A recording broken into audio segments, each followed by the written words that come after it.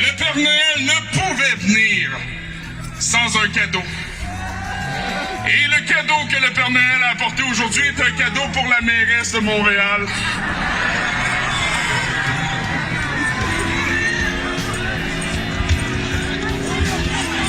À défaut d'avoir été dans le champ de patates, j'ai amené des patates pour elle.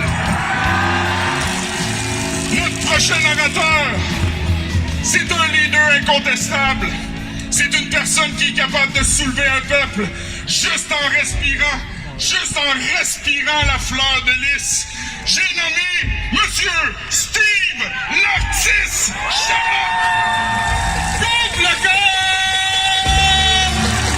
Pour pouvoir passer la journée avec vous autres, vous avez vraiment une énergie écœurante. Écoute, je capote, c'est... Wow, c'est malade.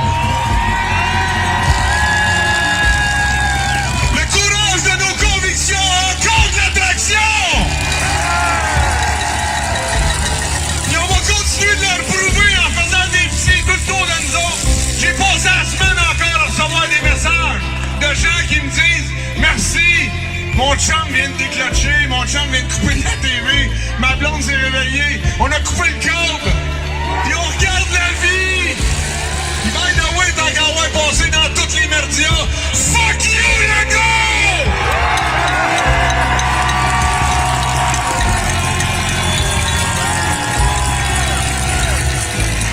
Cette journée qui est plus que mémorable. Je vous souhaite un joyeux Noël. Puis lâchez pas! Je voudrais un tour d'applaudissements pour Monsieur Gilles Belrose! C'est ça, là. Combien qu'il y en a qui ne prendront pas le vaccin? Aujourd'hui, mesdames et messieurs, je voulais rendre hommage à ma meilleure amie, Morgane, qui s'est enlevée la vie en mai passé. Parce que sa business s'en est allée sur la bombe.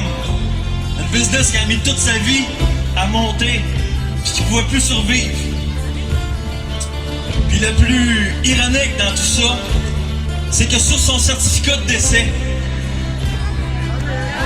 ils ont marqué COVID-19, les estis. 2, 3,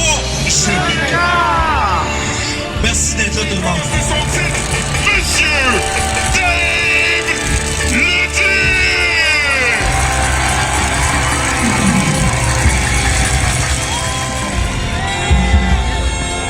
Il reste-tu des gens au Québec avec des couilles? En ce moment, je pourrais être en Europe, j'ai une maison en Europe. J'ai décidé avec ma femme Irina de revenir au Québec pour me battre pour mon peuple. 1, 2, 3. Utilisé par les médias en disant qu'on est des complotistes parce qu'on fait simplement utiliser un sens critique. Je trouve ça vraiment, je suis fier. Je suis fier de vous que vous êtes venus malgré malgré la haine, malgré les menaces. Bravo à vous autres, je suis vraiment fier. Moi, j'ai terminé les politiques corrects. Je me fous royalement de l'opinion publique. Je me fous ce qu'ils pensent de moi. Je me suis auto-débiaisé. Je me suis enlevé de tout ce qui pouvait m'empêcher de parler. Je me suis enlevé de tout. J'ai pas besoin de faire comme des estis vendus sales, comme des personnalités publiques, des acteurs, des sportifs, vous les savez c'est qui, des vendus qui prennent l'argent de nous, gang de vendus sales.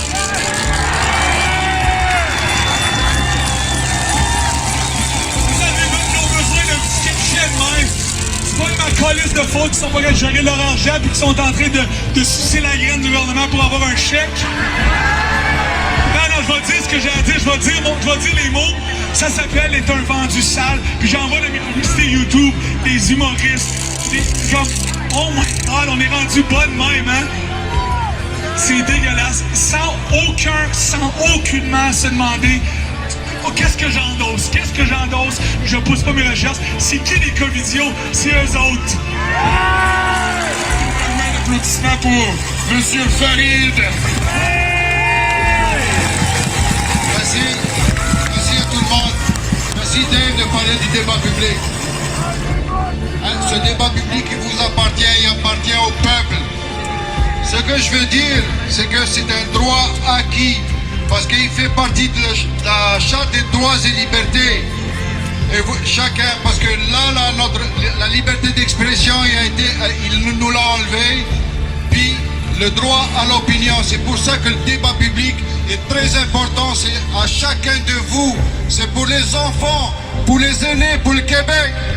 Là, on va exiger, étant donné que c'est devenu politique, le Premier ministre, il doit se présenter. On va l'exiger parce qu'aujourd'hui, vous avez le droit de savoir, c'est le peuple qui va poser les questions et non les journalistes, parce que on sait que dans leur conférence de presse, là, ils s'amusent. Je suis désolé de le dire, moi j'ai toujours été pacifique, mais moi j'ai été brimé. Nous avons été brimés, Audrey Anne, Dave, chacun de vous ici a été brimé de ses droits. Il faut avancer ensemble. Il faut croire au débat public. On a travaillé longtemps, moi puis Andréane. On a manifesté la première fois quand on est arrivé à Radio-Canada, on était 2. Mais moi je savais où est-ce qu'on va y aller. On va l'avoir, notre débat public. Et c'est important.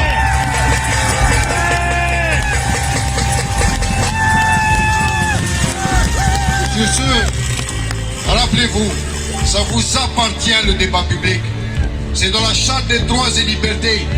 On va travailler ensemble. Je vous aime. On va rester pacifique. Merci à tous. Oui, Andréane va vous dire un petit mot. Je vous aime tout le monde, puis c'est important le débat public, on a besoin de vous. On est tous ensemble là-dedans, puis on l'a le débat public, OK? On va l'avoir. Un jour, il y a un juge qui va ordonner un débat public, OK? Ça va arriver!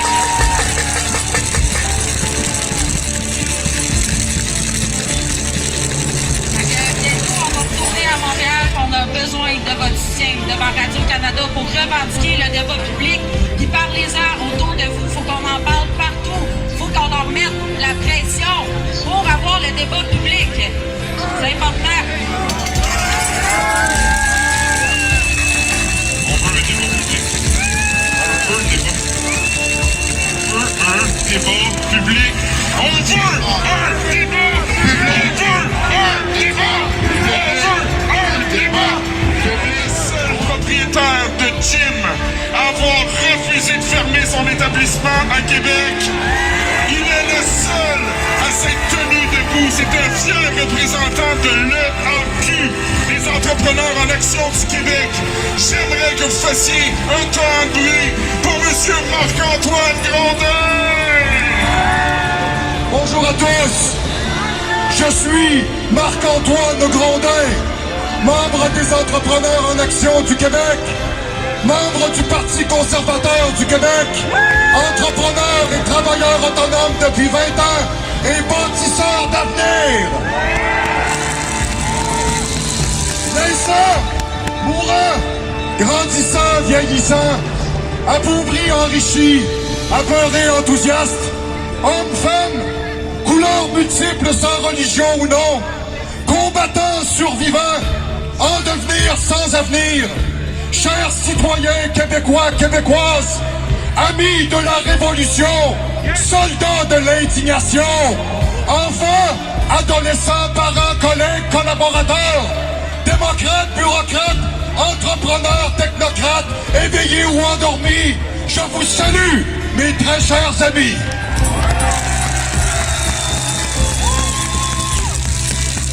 Une révolution est maintenant en route au Québec et elle doit avoir une voie à suivre, une voie à emprunter, une voie à tracer, une voie à inculquer.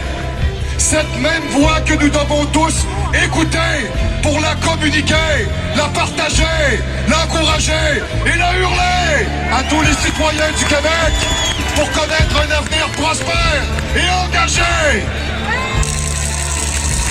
Nous méritons une nouvelle génération de politiciens qui nous réunissent au lieu de nous diviser. Un gouvernement centralisateur qui contribue à la croissance de ses ressources humaines et matérielles.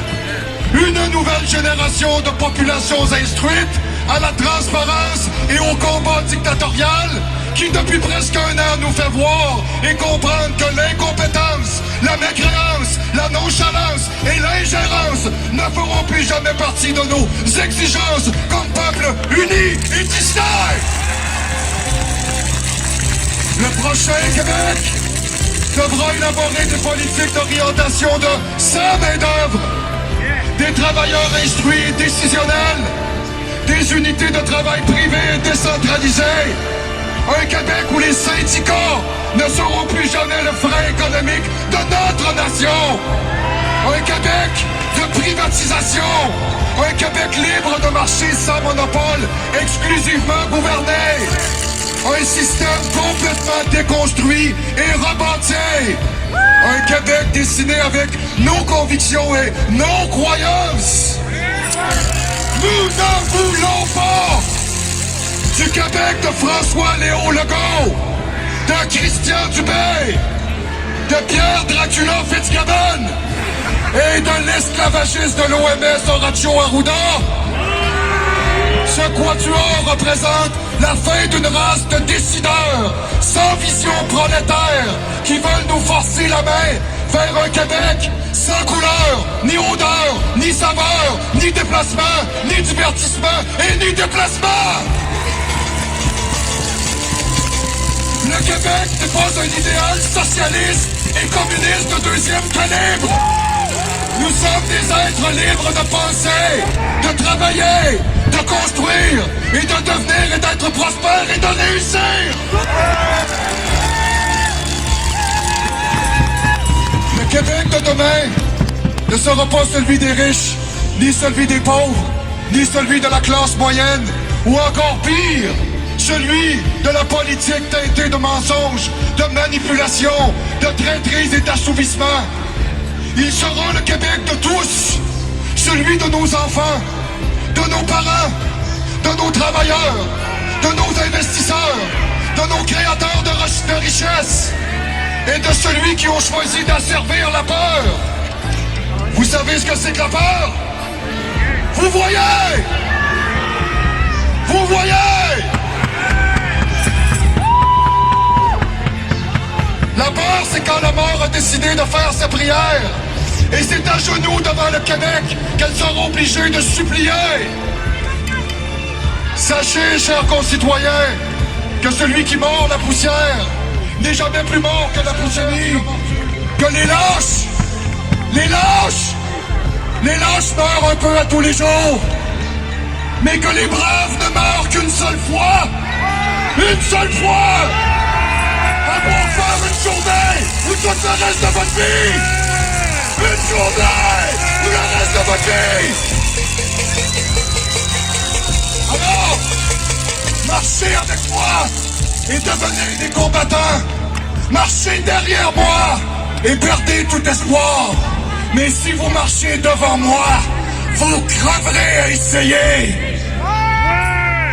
Merci à tous! Merci! De manifester, c'est un droit fondamental, mais s'il vous plaît, tentez d'être pacifique, coopérons, essayons de faire mieux que eux, soyons des êtres humains et humains, ça veut dire se soucier des autres, ok? Mais là, j'aimerais avoir le plus d'énergie possible de ceux des vrais guerriers qui sont encore là, s'il vous plaît, pour l'unique, le seul, l'incomparable Joe Lentigo.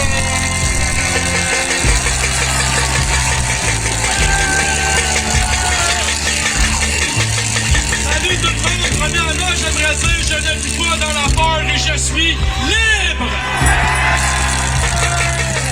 Deuxièmement, j'aimerais rappeler à tous ces policiers qui sont là pour opérer illégalement, selon les lois des mesures d'urgence, article 31, aucun gouvernement ne peut modifier ses pouvoirs policiers par décret. Vous êtes donc illégal et inconstitutionnel. Je n'ai pas peur.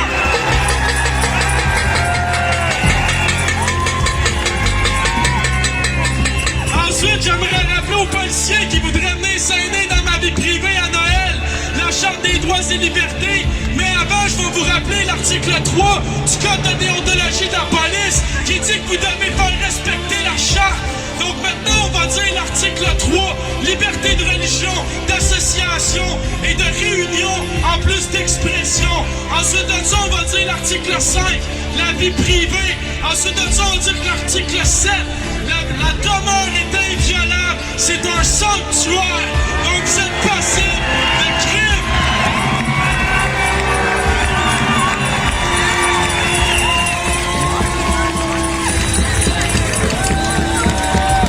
J'aimerais vous rappeler, ne vivez pas dans la peur, car le jour où vous avez peur, vous êtes déjà mort. Et si vous avez peur d'être avec vos amis, votre famille et tout ce qui fait de vous des êtres vivants, conscients et heureux, vous êtes déjà mort. Donc, ne laissez pas la peur rentrer dans vos cœurs. Soyez droits, soyez forts, courageux ou lâches, jamais pas. Vive un Québec libre!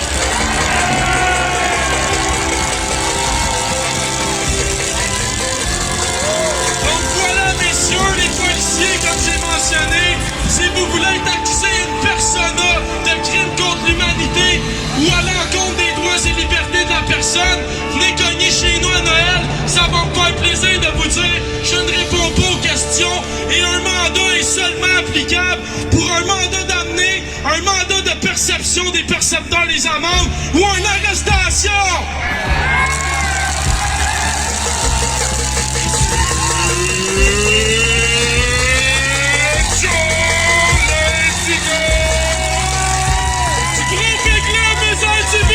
Nous sommes la résistance, nous sommes la différence.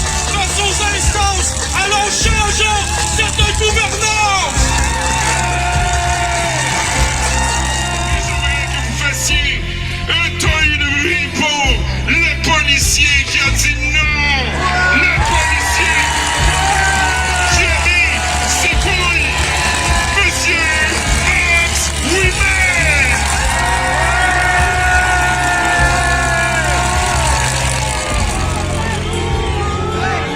J'ai voulu être policier toute ma vie, à partir de l'âge de 3 ans. J'ai fait 3 ans de technique policière, j'étais allé une collègue, les gars comme vous autres. J'ai été 12 ans dans la police. C'est honteux qu'est-ce que je vois ici. C'est dégueulasse. Sincèrement, ça se fait pas. C'est le peuple pour lequel on travaille. Pas votre mairesse Laplante qui veut des formes de police. Est-ce que vous le savez que la mairesse, votre mairesse, elle vaut une trop des formes de police? Ça fait plusieurs policiers là, cette année qui ont commencé à se suicider. Ça va pas bien. Ils sont tous sur le bord du burn-out. Nous autres, à Laval, on s'est fait voler nos fonds de pension. Tout le monde s'est fait voler les fonds de pension. Faut qu'on fasse 3 ans de plus dans ce système-là. Ça va de pire en pire. Il faut, chers policiers, que vous vous levez en même temps que le peuple. Les gens commencent à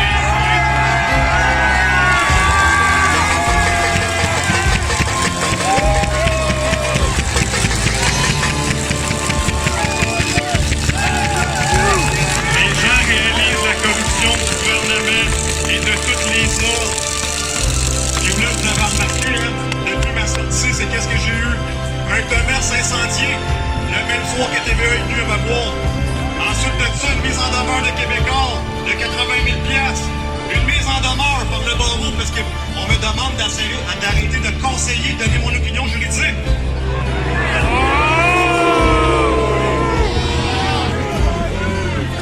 Quand j'ai répondu au barreau, je leur ai dit, madame, je comprends pas, j'ai été 12 ans dans la police, puis j'ai passé 12 ans à donner des conseils juridiques. J'ai demandé ce que vous allez envoyer une mise en demeure aux 20 000 policiers du Québec. Elle me répond, excuse-moi Maxime, elle dit, j'ai déjà enseigné en éthique en règle policière, et vous, les policiers, vous donnez du renseignement juridique. Je ne sais pas si ça connaît la définition d'un synonyme, mais opinion, conseil et renseignement, ça ressemble pas mal.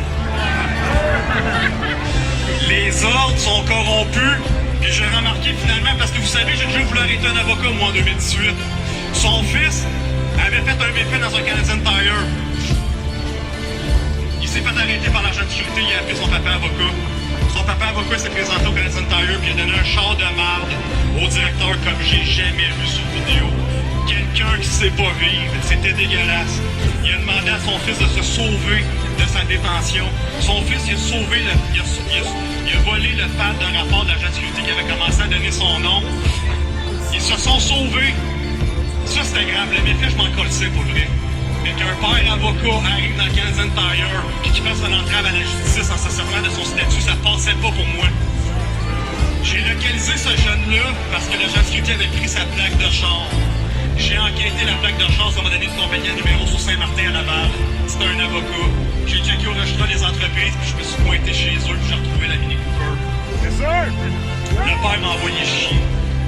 Puis il a demandé à sa fille de 14 ans de me filmer, puis qu'il y a des assistants médecins pour un avocat. Puis j'ai fait marquer ça n'a pas de sens. Je l'ai accusé d'entrave à la justice, je l'ai accusé de tout ce que je pouvais, cet avocat-là. Puis qu'est-ce qui s'est passé? La procureure me demandait des compléments de rapport. Elle voulait la déclaration de toutes les caissières dans le Canadian Tire.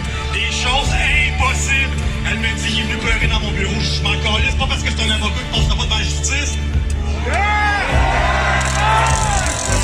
La justice, c'est pour le petit peuple normal, finalement.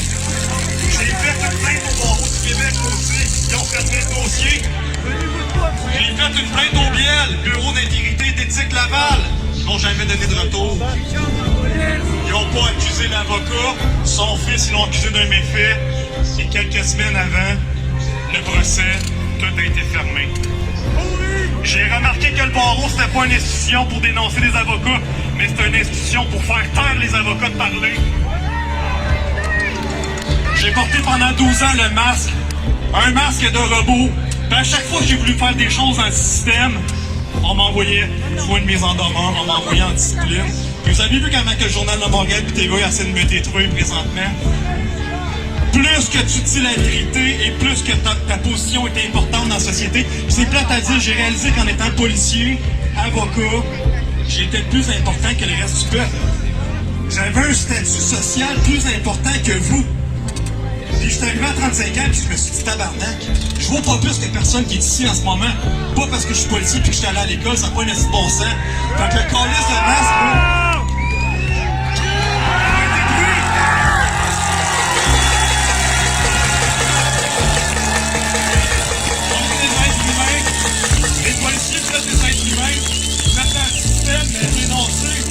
c'est pour ce genre-là que vous travaillez. C'est pour le monde qui sont ici qu'on est rentré dans la police.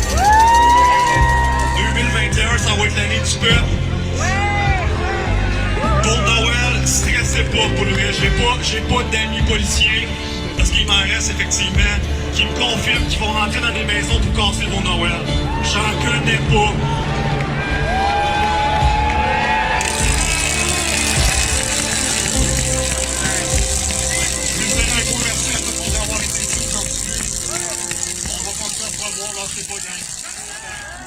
Coupe le câble!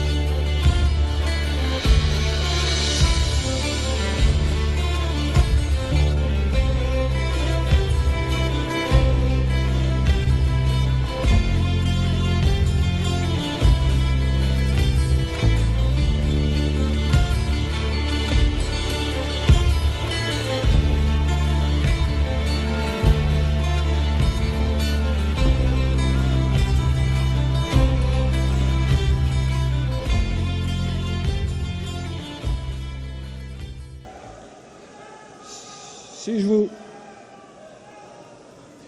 vous ai bien compris,